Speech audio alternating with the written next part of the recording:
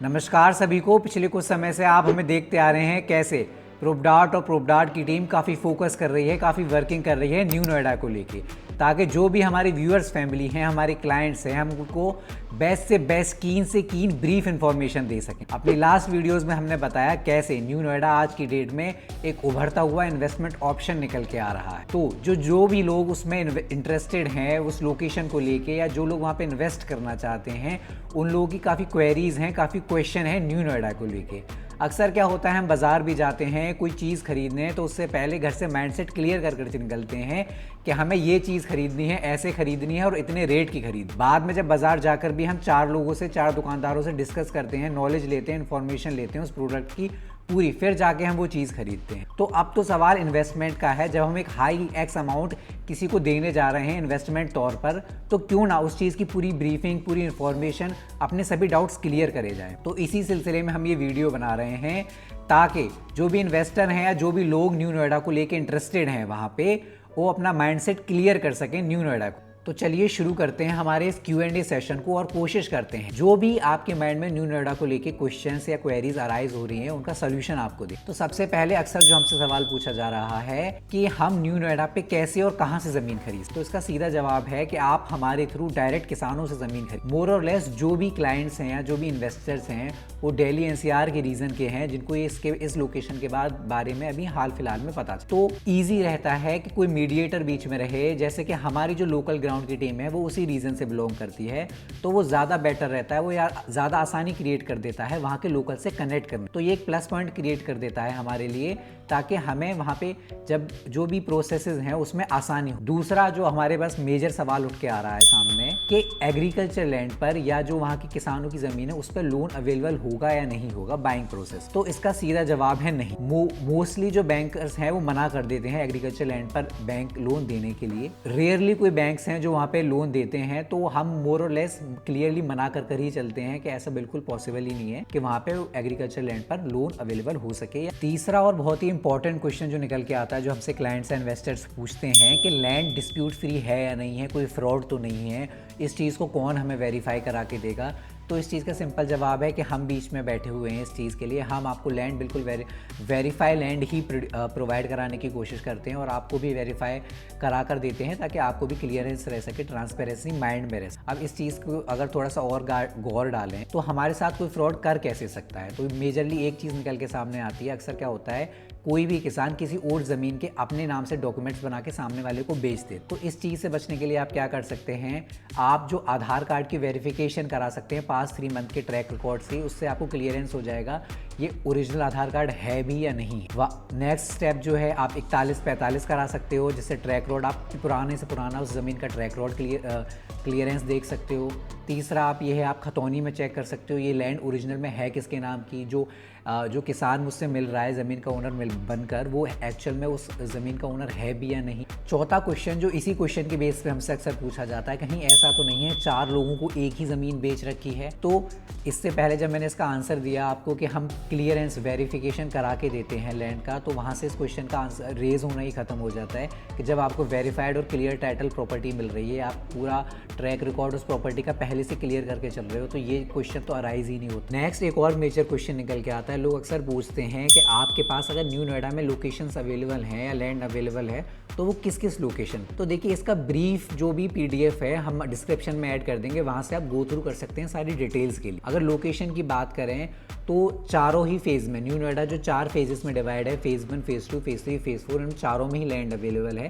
लेकिन मेजरली जो हम फोकस कर रहे हैं वो फेज़ 2 पर कर रहे हैं, बिकॉज हम फोकस कर रहे हैं as per only on investment. तो जो पॉकेट बजट में चीज़ें हैं उसी पर हम ज़्यादा फोकस कर रहे हैं। फेज़ 1 का अगर बात करें तो फेज़ 1 में आज के टाइम पे लैंड मेजरली तो कोई बेचने को तैयार ही नहीं है किसान। अगर रेयरली अवेलेबल है भी तो उनके जो रेट हैं वो काफ़ी ज़्यादा हाई डिमांड है, तो वो इन्वेस्टमेंट तौर से तो बची ही नहीं। मेजरली जो हम लोग फोकस फोकस कर रहे हैं वो फेज़ 2 और फेज़ 3 में जो लैंड्स आ रही है उन पर फोकस कर। तो जो इसका डिटेल PDF है, आप उसके पेज नंबर 67 पर जाएंगे तो गाँव के जो नेम हैं वो एलोकेट हैं पूरे प्रॉपर मैप पे। तो वहाँ से आप गो थ्रू कर सकते हैं कौन कौन से गाँव है जहाँ पे लैंड अवेलेबल है। तो फेज़ 2, फेज़ 3, फेज़ 4 इन तीनों में ही आप लैंड पार्सल के ऑप्शंस देख सकते हैं। अगर अगले सवाल की तरफ चलें तो लोग अक्सर हमसे पूछते हैं कि जो भी न्यू नोएडा में एग्रीकल्चर लैंड आ रही है उसमें 1 बीघा में आपको कितना साइज है। तो देखिए हर एक रीजन का पर्टिकुलर 1 बीघा का अलग अलग साइज रहता है। अगर न्यू नोएडा की पर्टिकुलरली बात करें तो यहाँ पे 843.3 मीटर का एरिया आपको मिलता है 1 बीघा। नेक्स्ट क्वेश्चन की तरफ चलें तो अक्सर लोग सर्कल रेट को लेकर डिस्कस करते हैं या क्वेरी करते हैं। तो अगर सर्कल रेट की बात करें तो यहाँ पे 960 रुपये पर स्क्वायर मीटर का सर्कल रेट है। अगले सवाल की ओर चलते हैं अपने। तो मोस्टली लोग एक और चीज़ के बारे में क्लियर होना चाहते हैं अपने माइंड में कि क्या क्या पेपर वर्क रहता है, क्या क्या एक्सपेंसेस उसमें इंक्लूड। अगर पेपर वर्क की सिंपल क्लियरली अगर समझा जाए तो सिंपल आपका 7% की सर्कल रेट के हिसाब से स्टाम्प ड्यूटी जाती है, 1% की आपकी रहती है। इसमें कुछ मिसलेनियस एक्सपेंसेस डॉक्यूमेंट्स आपके जो यूज़ में आते हैं, बायर सेलर के पैन कार्ड हो गए और आधार कार्ड हो गया, ये मेजर डॉक्यूमेंट्स होते हैं जो वेरिफिकेशन की ज़रूरत पड़ती है, ये डॉक्यूमेंटेड हो जाता है। जब रजिस्ट्री बायर सेलर के थ्रू बायर के नाम पे कर दी जाती है उसकी 45 डेज़ का टाइम रहता है म्यूटेशन के लिए, जिसमें पटवारी आपका म्यूटेशन आपका करा के देता है।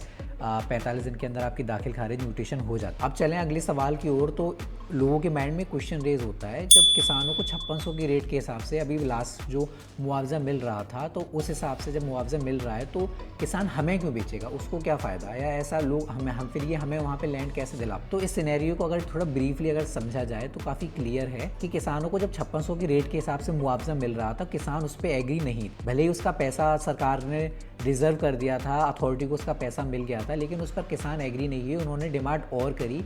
फिर फाइनल जब बाद में मीटिंग हुई तो 8000 का प्रपोजल अथॉरिटी को भेजा गया, लेकिन उस पर अभी तक कोई भी रिवर्ट या रिस्पॉन्स नहीं है। अभी फाइनल मीटिंग होनी है, फिर जो कंक्लूजन निकल के आएगा उसके बाद डिसीजन होगा किस रेट पे इन्हें मुआवजा मिले। और रही बात ज़मीन की, तो हर किसान ज़मीन बेचने के लिए तैयार नहीं, किसी की मजबूरी है, किसी की ज़रूरत है तो वो लैंड बेच रहा है, वरना हर कोई किसान लैंड बेच भी नहीं। तो बहुत सिंपल और क्लियर चीज़ है, अगर आप समझोगे तो क्लियरली आपके समझ में आ। अब चलते हैं अपने नेक्स्ट क्वेश्चन की तरफ। जो लोग हमसे बहुत इंपॉर्टेंट है, पूछना भी बनता है कि हम लोगों से कह रहे हैं कि आप फेज़ 2 फेज़ 3 में इन्वेस्टमेंट करिए, तो लोग पूछ रहे हैं इस चीज़ से रिगार्डिंग कि वहाँ पे कब तक मुआवजा मिलेगा और किस रेट पर मुआवजा। तो इसका सिंपल आंसर ये है कि जो फेजेस हैं न्यू नोएडा के वो 4 फेज में डिवाइडेड है, फेज़ 1, फेज़ 2, फेज़ 3, फेज़ 1 इन्हें 2027 तक न्यू नोएडा अथॉरिटी को डेवलप करके देना था, फेज़ 2 2031 तक और फेज़ 3 2036 तक। तो जो फेज़ 1 की अगर हम बात करें तो फेज़ 1 का चुनाव से पहले इसका रेट फाइनल हो जाएगा, किस रेट पे इन्हें मुआवजा देना है, और मोर और लेस उस टाइम के ड्यूरेशन के बीच में ही इसका मुआवजा बढ़ भी जाएगा, वहाँ पे डेवलपमेंट भी शुरू हो। अब बात करते हैं जिस पर हम आपको रिकमेंड कर रहे हैं कि आप फेज़ 2 या फेज़ 3 में इन्वेस्टमेंट। तो फेज़ 2 और फेज़ 3 इन्हें जल्दी ही डेवलप करके देना पड़ेगा, जिसका टाइम ड्यूरेशन जैसे मैंने बताया फेज़ 2 का 2031 तक। तो उस टाइम तक इसका मुआवजे का